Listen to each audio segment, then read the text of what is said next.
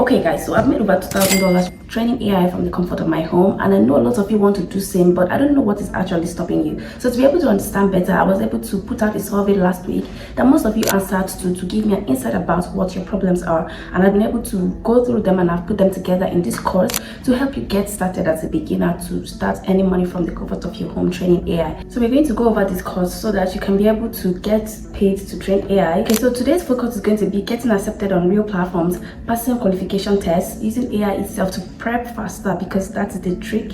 Like, you train AI, but you need to use AI to put yourself in order to be able to train AI. Then a taste of the annotation and evaluation work, so you know what to expect by the time you get on this platform to start making your application.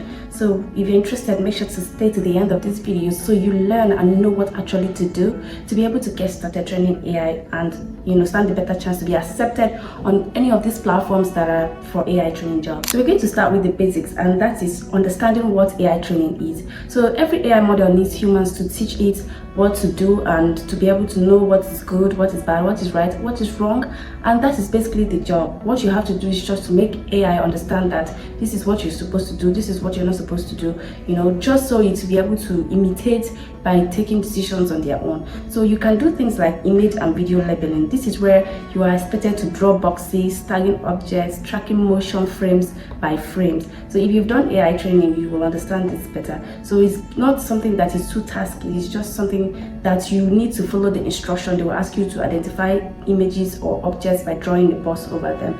Then the next one is data annotation. This is tagging tests for intent, entities, and sentiments, teaching AI to read context. So this is where you are expected to tag text so that AI can be able to understand the context behind the text. So the next one is evaluating AI responses. This is basically where you are going to check out responses that AI gives you. Like, you can expect a scenario where the AI model is asked a particular thing like how to take care of my teeth, and maybe the AI model will be asked to explain this to a 5-year-old, and it will give the response. It's usually 2 responses, and they will ask you to determine which one is the best response based on what you think or how you think a 5-year-old would expect you to explain how to take care of their teeth. So that is what this evaluation means. So you just check the responses. If one sounds too ambiguous for a 5-year-old, you know that this one is not going to work. But if it sounds friendly, uses simple languages to explain to a 5-year-old, then you know that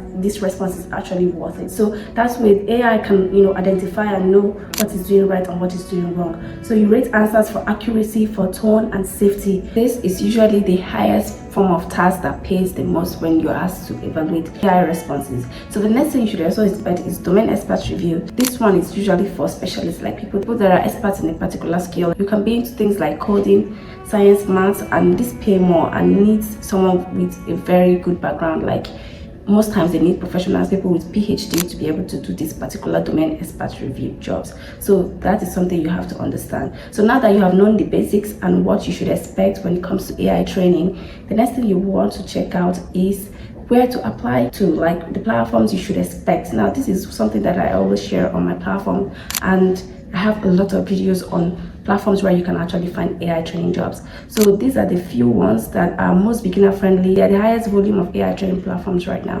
One is Outlier, and this is AI evaluation and response rating. It pays well. And then the next one is Appen. This one is long-running annotation projects across many languages. Then you have Remotasks, where you can find image and video labeling. It's totally good for beginners. Then we have Skill AI. They are higher bar but higher pay. Good after you build experience. So you can start off with these ones and then end up here because they need you to be an expert in your field. Then we also have Toloka. This one I have reservations for it because a lot of people complain about payments, but some people do say they get paid. So it's micro task, easy to enter, and they of course have lower pay compared to these other ones. So these are some of the places, and if you want to learn more, you can go to my channel and check out all of the videos I've made about platforms where you can get AI training jobs. So the next step is how to apply, like the application process. I have tried to simplify it. So every platform follows roughly the same 4-step flow. Know this and you will never feel lost. So the first one is sign up and fill out your profile. So you fill in background, skills, languages, and availability. So the next one is your qualification test. You have to take an assessment test, a short assessment test proving that you understand the type of task you're expected to do. Then we have the approval and the onboarding process. This is where you have access to project dashboards and available tasks. So the next one is start with easy tasks. Then you build accuracy score before unlocking high-paying tasks as a beginner. Now this process is simple. You just have to follow the instruction, fill out your name for signing up and profile. You're going to fill out every information that is required of you. And here's the thing, while filling out, make sure you fill out the options that have asterisks, like they are very needed for you to be able to finish your application process. So the ones that are optional might not really have asterisks, so you bear that in mind. Then you have the qualification test. Most people overthink this, but you don't have to. So I also have a trick that I use to prepare myself, which I'm also going to share with you here, so you know how to get started. So the next one is the first trick, and you use AI to write a profile that gets approved. This is why signing up you have to use AI. So most rejections happen at profile stage because of vague answers and non-relevant background. So to fix this problem, you use this prompt. I'm applying to rename the platform for an AI data annotation / evaluation role. Here is my background. You paste your background, your work history, skills, languages, education, and the best thing is just to paste your CV here. Then you rewrite this into a clear, confident profile bio under 200 words or 100 words based on what the platform needs, and then the highest attention to details and reliability and any relevant experience, even if it's not tech related. Avoid generic phrase. So if you use this prompt, AI is going to give you everything it needs to be able to stand a better chance to be accepted, as long as you have given it the right information. So here is the pro tip. Even if you don't have any experience, AI can reframe everyday skill like customer service, data entry, even being data oriented at school, into a language that platforms recognizes. And you have to be honest, just don't sell yourself like short, like you don't know anything or you don't have anything.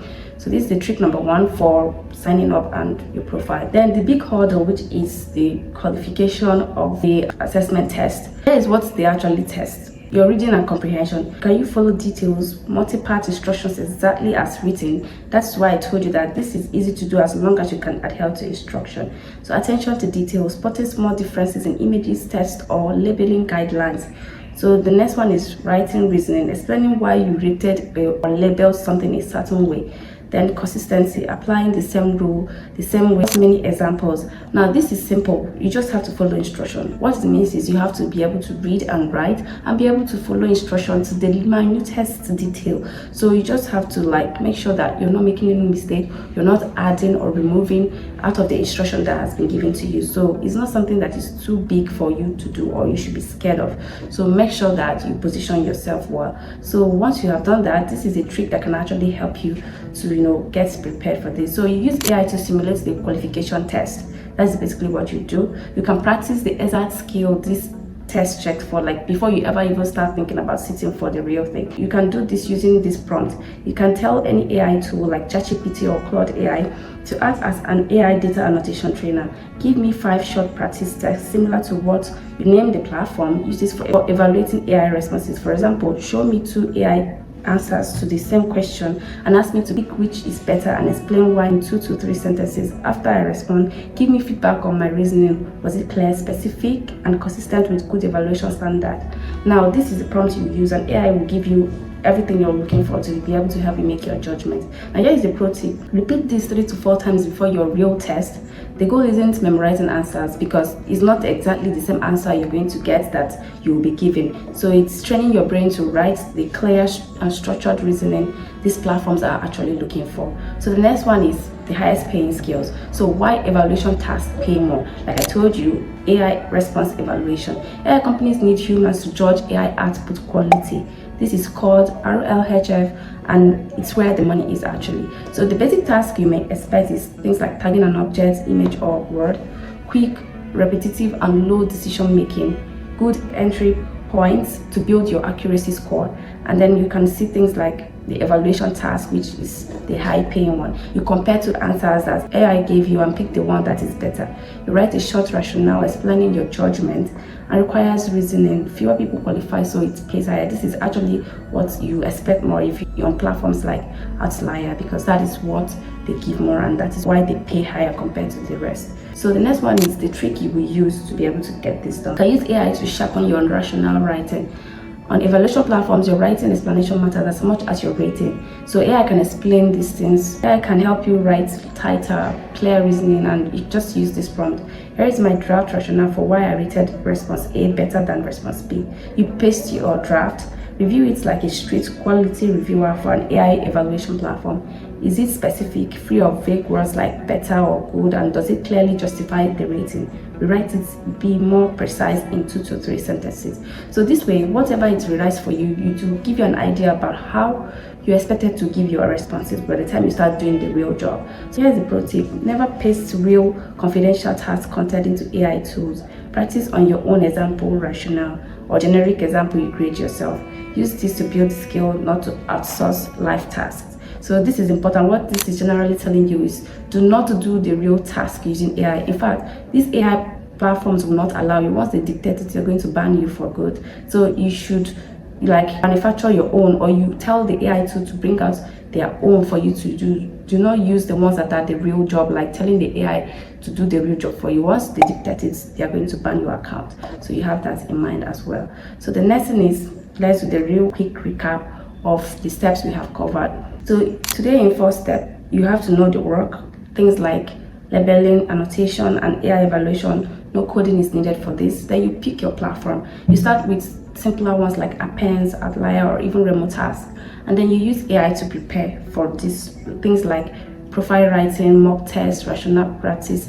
And then you start small and scale up. Like you have to build things like accuracy, unblock higher paying tasks, and all this stuff to get started. So these are basically all you need. Like you don't really need to overthink it or to need much. And once you follow this, and if you want this prompt, I can make this whole course available to you. Just comment course and where you're watching from, then I can send it to you if you're interested in using it to prepare yourself. So just try it and let me know your feedback once you're done. And you have to understand that from my experience, most of these AI training jobs are not constant. It's not something you quit your real job for, because most times they don't really have tasks available, and once they have tasks, that's when you will do and get paid. And of course, you have to know that your job is paid for once it is approved. So you don't need to do a shabby work and expect them to be paid for. Like they have to approve it ahead of time before you can be able to receive your payment. So I hope this was helpful. And if you are looking to learn a skill that will help you, that make you start earning money comfortably from the comfort of your home, you can check out UX Design, which is designing apps and websites for clients. And I partner with ICF, the #1 online design training school that will help you to learn everything, especially in-demand skill when it comes to design. And the best part is they have communities that will help you navigate this career path, and of course they have job boards that can help you to look for job once you're done. So if you're interested, do what to grab the link to check it out to know details and how to get started. The best part is you're going to save some money by the time you use the link in the description of this video. And if you're looking to make applications soon, I've prepared a 12-in-1 job application bundle that can help you from the process of looking for a job to the process of preparing for interview. It is all done for you. You just have to customize it to the job role you're applying to. You might want to check it out with the link in the description. If this video was helpful, please don't fail to like and subscribe. Thank you so much for watching, and I'll see you in the next video.